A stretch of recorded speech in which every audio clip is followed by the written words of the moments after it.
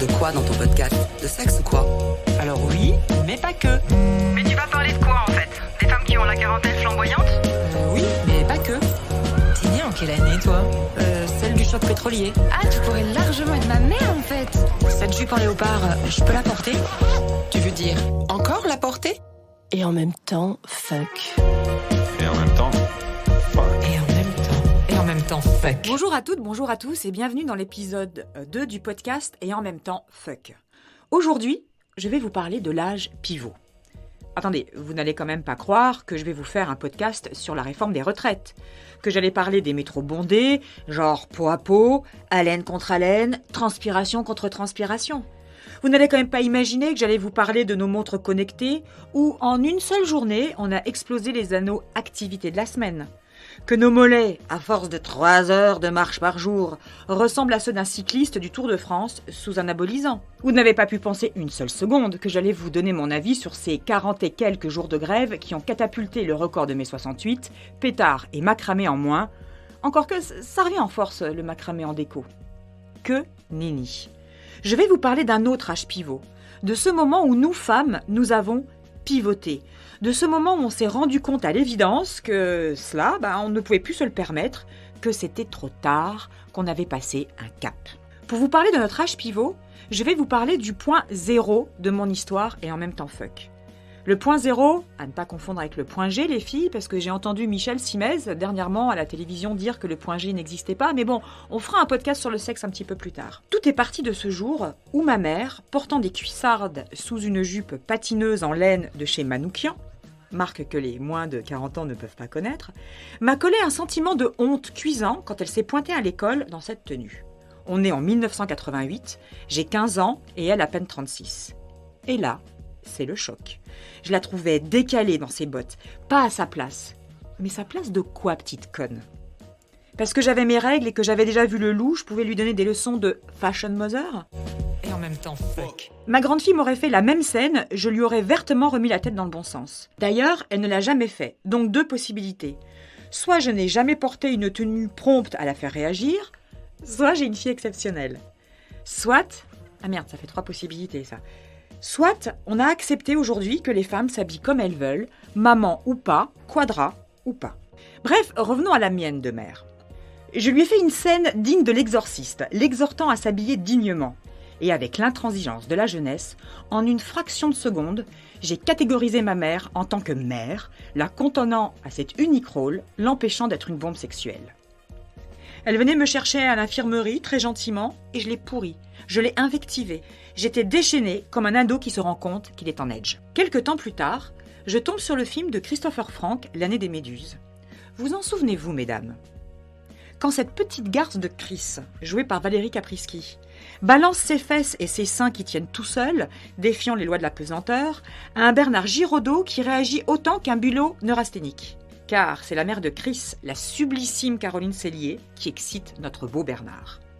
Chris, folle de rage et de jalousie, regardera sa mère et lâchera le mythique « Maman, il serait temps que tu décroches ».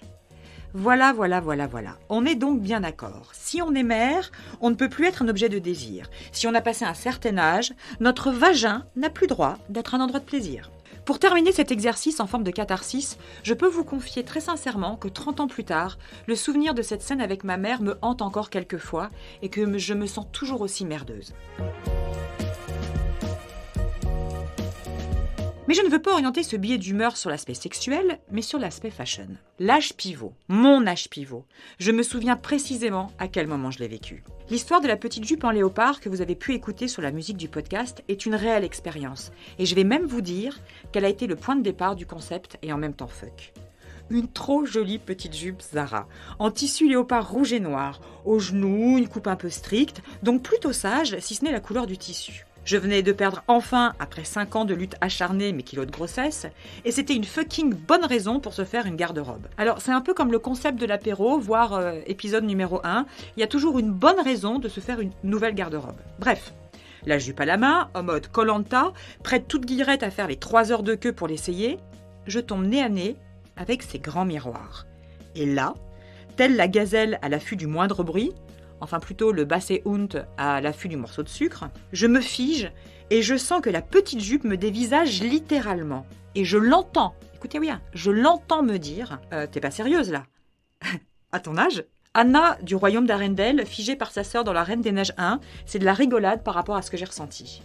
La carte bleue entre les jambes, j'ai quitté la queue des nymphètes, oui parce que du coup je me suis sentie la seule carte vermeille du magasin, j'ai reposé la petite jupe sur le premier portant venu, sous le regard mauvais d'une des vendeuses, parce qu'évidemment c'était pas le bon. Le soir même, sous le regard flegmatique de l'homme, j'ai vidé mon dressing et mis systématiquement au clou tout ce que je considérais comme désormais décemment importable, lingerie fine comprise. J'ai embrayé sur une bouteille de Rully pour faire passer la pilule, la bouteille est quasiment passée et j'y ai noyé mes belles années.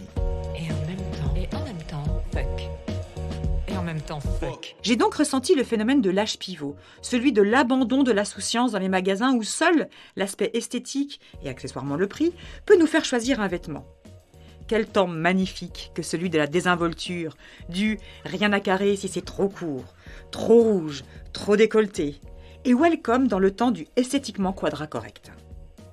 Fini l'époque où on peut se jeter sur un pantalon en cuir sans se poser la question, sur un haut transparent sans savoir si les seins vont tomber, sur un haut un peu trop décolleté sans savoir si, vous savez, ce qui pend là, en dessous de nos bras, là, et qui fait un petit peu...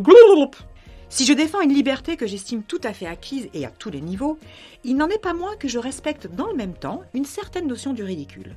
Oui, je pense que certaines dérives de la mode ne sied pas au quadra. On les qualifiera d'originales sur une fille de 20 ans, gonflées sur une de 30 et risibles sur nous. Et pire, on va provoquer les filles l'effet inverse, celle de nous vieillir. Que dire d'une veste Chanel ou type Chanel sur nous ? En total look, faut oublier, sinon la Queen Mum passera pour une fashionista à nos côtés. La pimper avec un jean et des Converse, possible, mais on va sentir le look trop étudié, justement trop à essayer de contrer l'effet. Et on perd au naturel. Et moi, les filles, je pense que le naturel est sûrement ce qui nous va le mieux pour assumer notre âge. J'aime trop la liberté pour être dogmatique, même en matière de mode. Vaut mieux se sentir belle et sexy en pull façon Jane Birkin si c'est son style, plutôt que de trébucher sur des loups-boutins trop hautes. Donc loin de moi l'idée d'imposer des dictates, de m'auto-proclamer grande prêtresse du bon goût au bon moment, et de lister in extenso ce que nous pouvons porter ou pas. Mais juste d'être vigilante sur ce moment qui vous est ou va vous arriver. Cette prise de conscience de l'âge pivot n'est pas le moment le plus fun de notre vie de quadra, je vous l'accorde, mais je pense aussi que c'est le moment paradoxalement où on prend conscience de notre féminité, des parties de notre corps que l'on va savoir mettre en valeur et certaines qu'on va plutôt cacher. Il s'agit aussi pour nous de s'affranchir du regard de l'autre, de ne pas rentrer en compétition avec une minette de 20 ans. C'est perdre du temps et dépenser beaucoup d'énergie à se faire mal. C'est rentrer dans un duel perdu d'avance et qui ne peut générer que frustration et ou dépression. Je dis souvent, et ça sans aucune jalousie ni agressivité, que c'est toujours assez facile d'être jolie à 20 ans. Je vois aujourd'hui mon corps par endroits abîmé comme un post-it de mon existence et le regarde avec beaucoup de tendresse et d'empathie. Poser un regard clément et bienveillant sur ce corps qui a traversé les épreuves de la maternité, de la maladie ou tout simplement du temps.